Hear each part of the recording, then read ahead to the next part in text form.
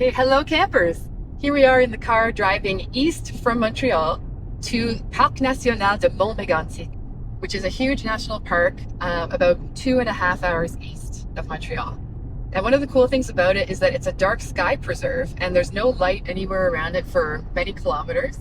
And so they have an astronomy lab there, but they also have a number of huts that you can rent on the top of the mountain and stay there for a few days.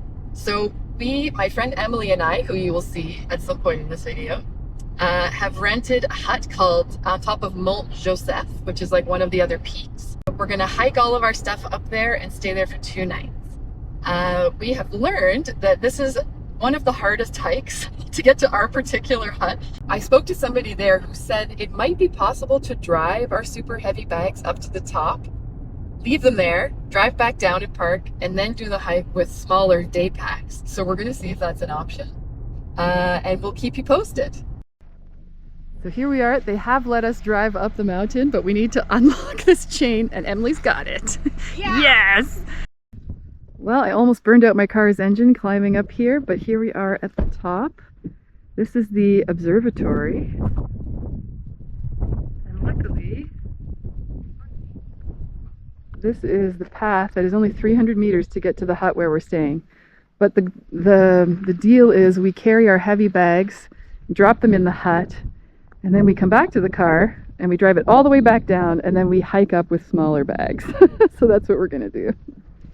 All right, so we dropped off our stuff in the car at the hut on the top of the mountain, and now we're starting the about 4-kilometer hike, but apparently an extremely steep one with just small bags on our backs.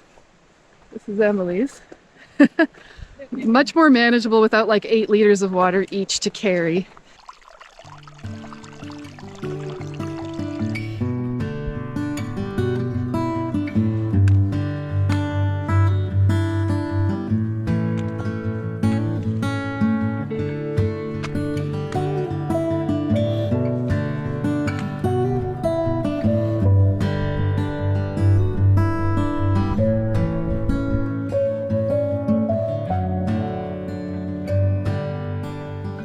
It is May, 4th or 5th?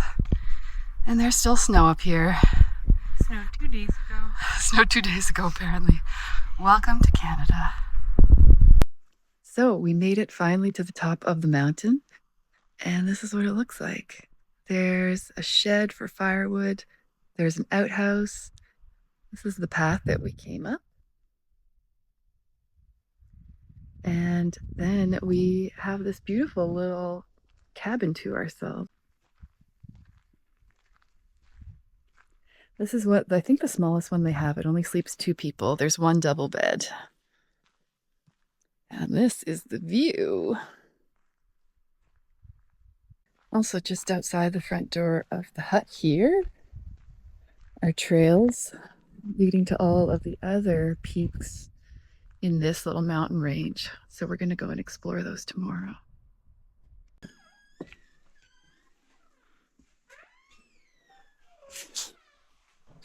So there's some tables and chairs here.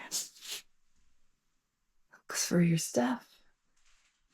A nice wood burning stove. And they give you these weird little quick burning logs to heat it.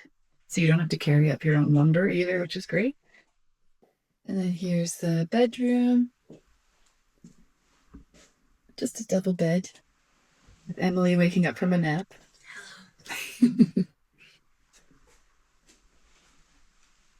What a great view. So we get this nice cabin to ourselves, but only from 4 p.m. to 9 a.m. So after 4 p.m., people are supposed to be finishing up their hikes.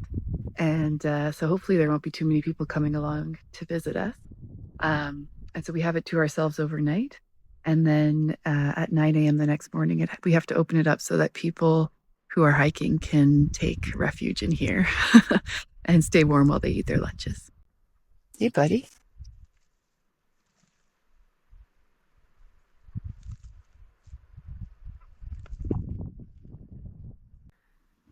I was out in Montreal yesterday, and we got eaten alive by mosquitoes. Whereas out here, I don't know if it's because we're high up or what, no mosquitoes, which is lovely. And this is late May, so normally it would be one of the worst times for mosquitoes. So that's a really pleasant surprise.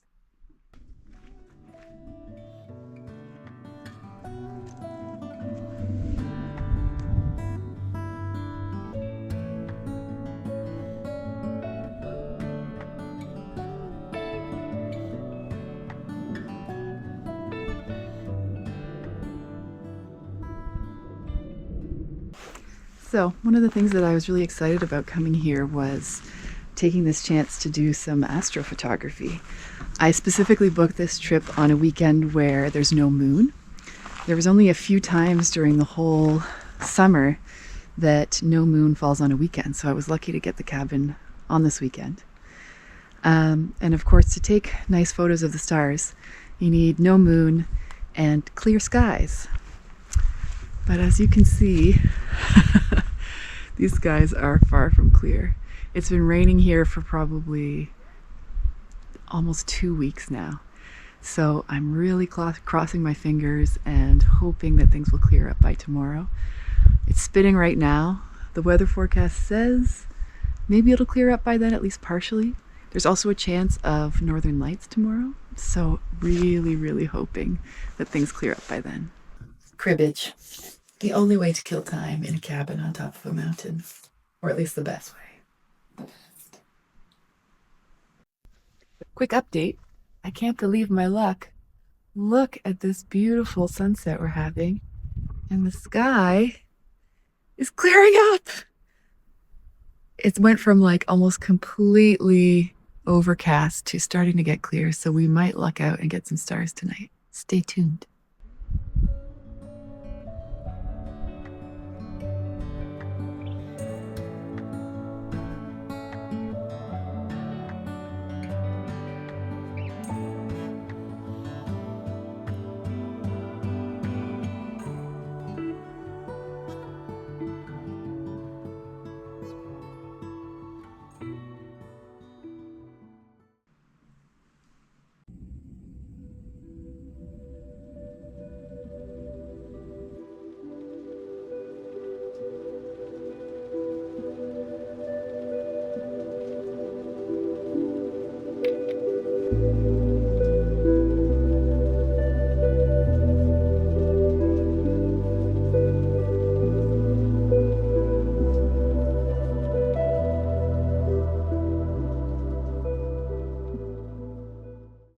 Good morning, everyone. We've got a really misty day today. It's so beautiful. Finally, the sky did clear up a little bit last night, enough for me to take a couple of photos, but not really what I was looking for. So really fingers crossed for tonight that it'll be a bit clearer. Right now, I'm just making breakfast on my little camp stove here, boiling some water. I'm really glad that I brought this because the wood stove here, from what I could tell, it burns like these things that are called eco logs that are kind of like compressed wood chips. And it's great because they burn for a really long time, but they don't seem to get super hot, or at least not hot enough to boil water on top of the wood stove. So I'm glad I brought my little camping stove here. And today we're just gonna eat breakfast and then explore around a bit more.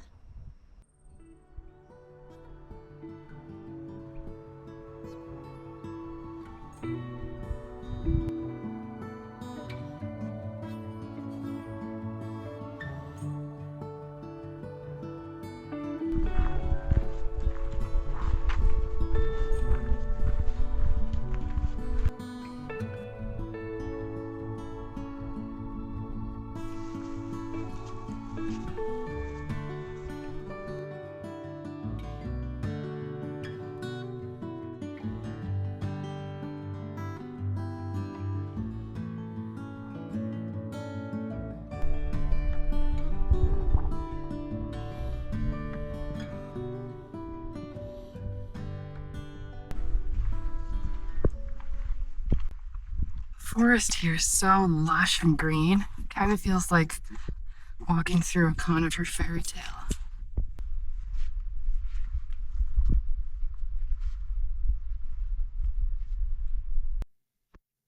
So during our hike around the other peaks in the Mont Mégantic Park, we've stumbled across a few of the other huts, refuges, and some of them are much bigger if you're traveling in a group. So here's one. Here's got tables on both sides with nice windows.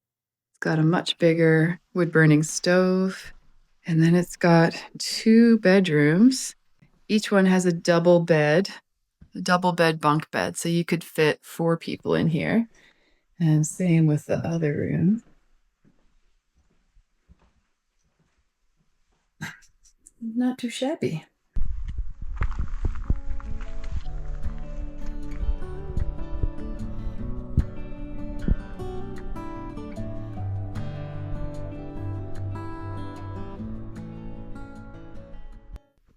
In our walking around, we're also taking a look at some of the campsites that are offered here.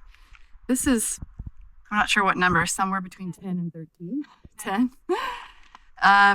So it's got a nice flat platform, a picnic table, lots of blowdown, and a river just on the other side over there. So at least you have some access to water. And right now we're on a little path that leads to a few different campsites. So let's go check out the other ones.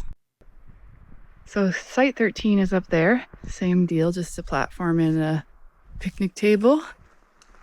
Here we have site 12 and site 11. They're actually fairly close together, so you'd definitely be able to hear your neighbors here. They all seem to have a similar setup with the platform and the picnic table. And now we're down at site number 6, which I think would be a really nice one to stay at, because you're not too close to anybody else, and there's a beautiful rushing stream right beside you that you can get your drinking water from. Purified, of course, or filtered in some way. Though, unfortunately, this is something we're coming across a lot, is all these closed trails. Maybe because lots of ice is melting and they're getting washed out, or who knows why, but it's getting a bit frustrating. Almost everywhere we try to go is blocked off. So I guess be aware of that if you try to come here in late May. This could be an issue. Look at how cozy it is in there with the fire going. I gotta say, as a woman who often travels alone, even though this time I'm lucky enough to have my friend Emily with me, I'm always on the lookout for places that are kind of secure so that you don't feel, exposed or unsafe if you're staying the night somewhere. And I really like the setup here. The bedroom on the inside of the cabin locks from the outside. So when you're out during the day, you can lock your valuables in there and you don't have to worry about anyone walking off with them. And at night, there's a lock that locks from the inside. So you can lock the door at night and not be too worried about anyone coming along.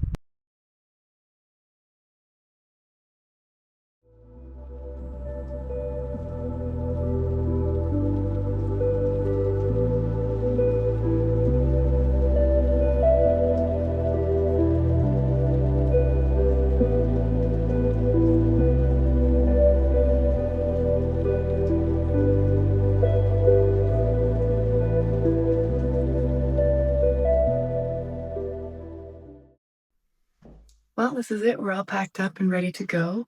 It's been a really lovely 2 nights at this cabin, the Mont-Saint-Joseph cabin. I haven't been able to capture it all on camera, but we've seen a ton of wildlife. We have a little family of marmots living beside the cabin. There were rabbits running around everywhere last night. Tons of birds. We saw a porcupine yesterday climb up underneath the car of somebody, but we were able to scare it off before it chewed through any important wires. And we saw a deer yesterday while we were hiking. So really just incredible place. And I was so glad that the skies cleared up last night and I was able to take some nice photos. So I really highly recommend this place. It's been a lovely time. Especially now that I know that for those who, would have difficulty carrying big, heavy bags on a, I would say like medium hard hike, there is the option to drive your bags up to the top first. So yeah, we'll be setting off now for the hike back down.